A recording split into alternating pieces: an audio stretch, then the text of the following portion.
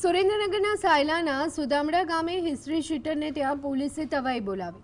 જિલ્લા પોલીસ વડા પ્રેમસુખ ડેલુ અને પીજીવીસીએલ ટીમે 40થી વધુ ગાડીના કાફલા સાથે ચેકિંગ હાથ ધર્યું। સુદામડા ગામમાં વીજ ચેકિંગ, વાહન checking, black film number plate વગરના વાહનો સહિતની કામગીરી હાથ ધરી। ચેકિંગની કામગીરી સુદામડા ગામે હાથ ધરાતા સુદામડા ગામમાં અંધારપટ છવાયો। પીજીવીસીએલ 37 ટીમ દ્વારા ચેકિંગ હાથ ધરાયું, જેમાં 200 કરતાં વધારે કનેક્શનો ચેક કરવામાં આવ્યા, જેમાં મોટા ભાગે ગેરકાયદેસર વીજ કનેક્શન હોવાનું સામે આવ્યું।